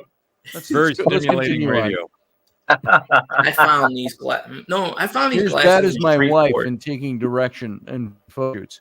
Hey, honey, lower your chin. She'll go. I go, no. Just lower your chin just a little bit. She'll go. And then I go, now, put your shoulders back. Now look up. I don't get the pose you were looking for, but no, that's not what honey. Just go back to natural. Pretend I'm not here. Anyway, sorry guys, I didn't mean to break up the reverie with that. I was just gonna. No, it's fine. It was entertaining. The old guy did something that looked like it would have made a great graphic for him if I got a screenshot of him, and he hasn't been able to reproduce it. You just need a new profile for your OnlyFans account. That's it. Yes. No, I'd use you. I was thinking about starting an OnlyPans account. My OnlyPants? OnlyPans. OnlyPans. And I just cook. That's all I do. Just cook. Making grilled cheese. My OnlyPants. Welcome to my OnlyPans account. I'm making grilled cheese today. Yeah. So let me just ask a quick question here. I believe the title of your show was something about free speech, freedom of speech, or something. Yeah. But there are limits to freedom of speech. Well, I think there's actually time limits. Well, the whole thing again, going back to the linguistics. Free speech only has a time limit on it. you have to break you got about another 30 seconds, and you got to break the two words apart because speech and freedom are two different things. Yes. And you have to look at it. What is speech? Speech is the articulation of thoughts through using the breath and the mouth to get the thoughts in our head transformed into words in our mouth, and then the vibrations that they carry on, right? That's what speech is. Freedom, on the other hand, is pretty much, it's nuanced. It's not as nuanced as the use of the word fair and equitable and equal and all this shit, because all of those are ephemeral, localized to the individual.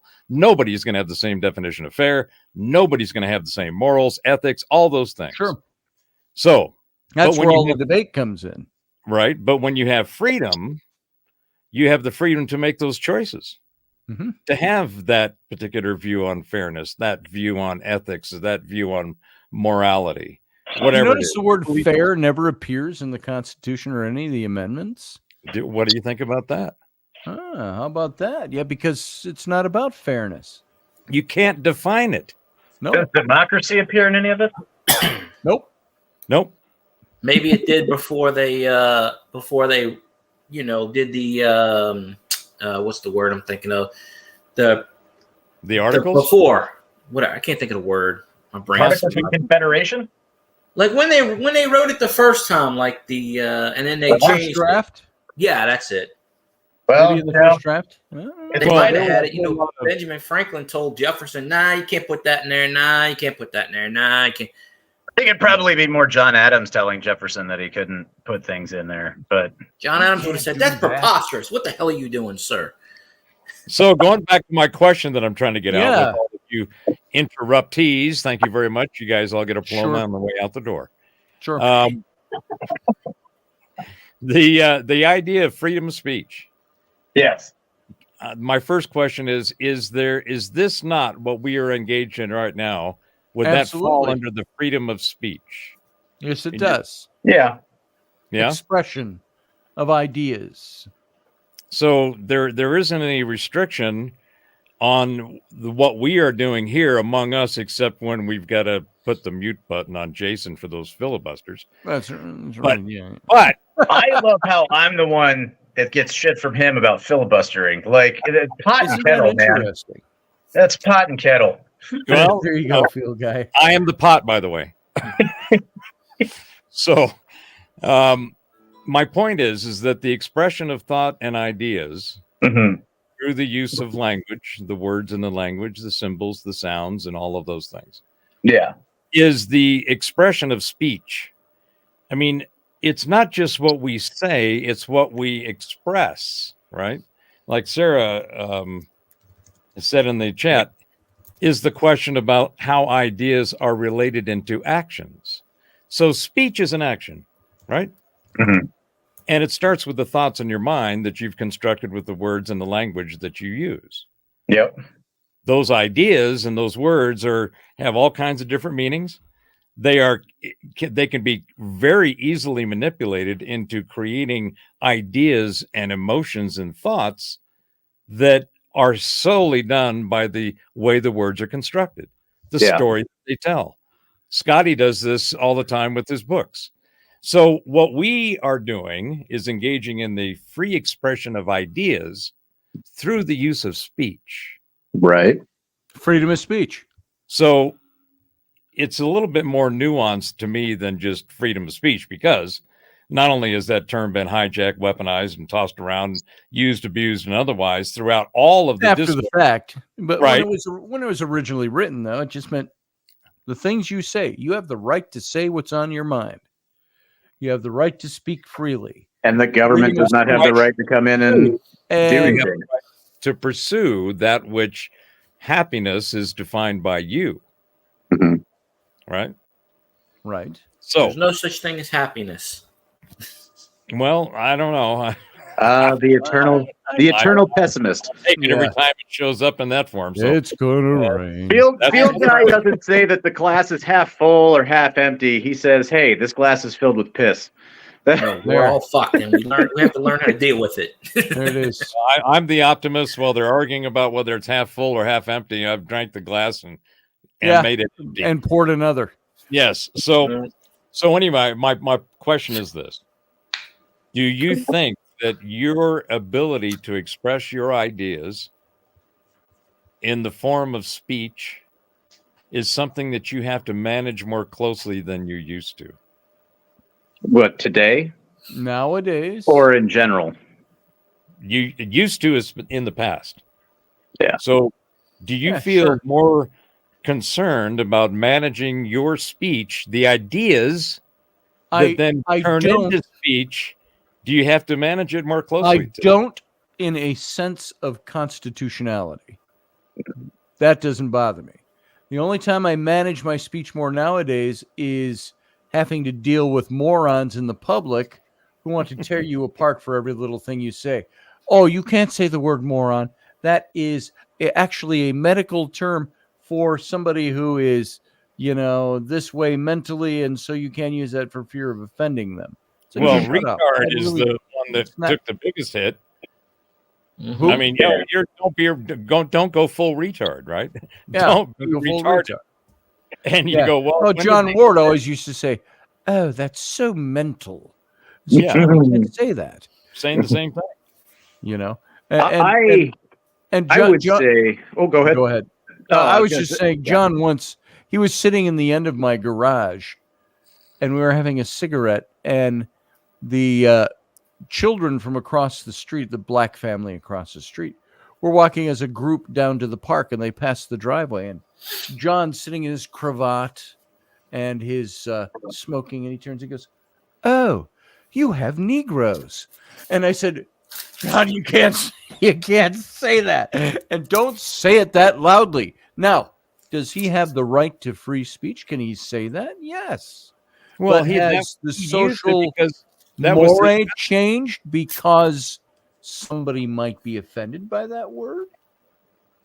but Scotty, he was saying that because that wasn't offensive from his perspective, Right, and from his his learning and the use of it. So unless he knows the new customs, the customs are different than the way that he didn't know. So he would, Right. and this is something where language again becomes very critical. It's like, over in England, they call cigarettes fags. They call the trunk of a car a boot. Right. The hood is a bonnet. When I first went to Birmingham, the guys said, we had a meeting. They said, "Okay, let's go out and have a fag." And I'm thinking, what kind of guys did I just start working with? What's going on? And because I didn't know. Nottingham. Well, but see, that's the thing, though. If you look at traditional English, where the language originated, a faggot is literally like a bundle of sticks or firewood. Yes. And so to say have a fag, if you look at a pack of cigarettes, it's a bunch of long, thin, cylindrical objects, right? It's a bunch of sticks. Or a little pack of faggots. Right. But the thing is, going back to your question, I think yes, there is more. It is better in a lot of ways, just in terms of conversationally speaking, out there in the world and whatnot. It is you are better off being more deliberate in how you express your thoughts. I agree. Here's the thing with free speech, though, is there may not be consequences necessarily from the government, right? There is repercussion from the public. There is repercussion from the public. There is actions have consequences. Yes. Right. And the government may not hand down those consequences because they are forbidden to do so unless you are literally, inciting a riot or, yelling fire in a crowded theater, like all of those things like that, where you're actually putting people in harm or in jeopardy or whatever, where they could potentially step in. But, just because you have the right to do something doesn't always mean you should exercise. Just because we can make dinosaurs out of doesn't mean we Your should. Scientists were too busy trying to think if you could. They didn't stop to think if they should. If you should. Right. Yes. And that's all part of being more deliberate in your speech. Right. And the more deliberate you are in your speech and how you say things and thoughtful in your speech and how you formulate things, one, you may actually better articulate your point so you don't start a riot or get punched in the face. Or if you're very deliberate in what you say, you may be looking to try to get punched in the face. But you'd end up actually communicating more effectively.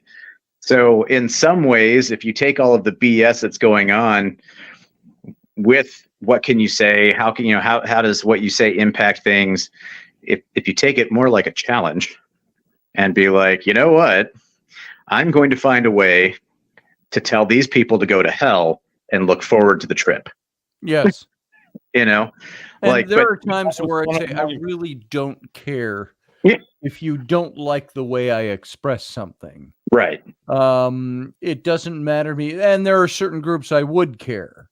I'd say I will change my tone or the word choice because I don't want to hurt somebody's feelings or something. And it would depend on my audience or the person I'm talking with. There are some people I have no care whatsoever in the world if I offend them with their sensitive, dainty little snowflake ears. It does not create a problem for me. Right. I would say probably you need to hear this and you need to be a little offended and you need to shut up about it. So there, I have that two sides of that coin. But the deal is that it's all protected speech. It's protected unless you do things that are, what are some of the restrictions we've put on them? Inciting violence, promoting violence, and to do violence against somebody else. Could your word itself be interpreted as inciting violence, even though you didn't mean it to do that? Yeah, but then of course you may be called to be accountable for what you said and offer up a defense for it. Yeah. So my field guy has a friend named Robert. Nice. Nice. I'm keeping up with the theme. Yeah.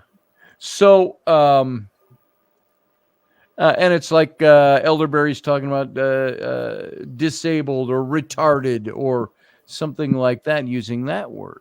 You call it Biden, says field guy. Sorry, I made up a new term. A new term. We'll wait till he falls down the stairs again and laugh.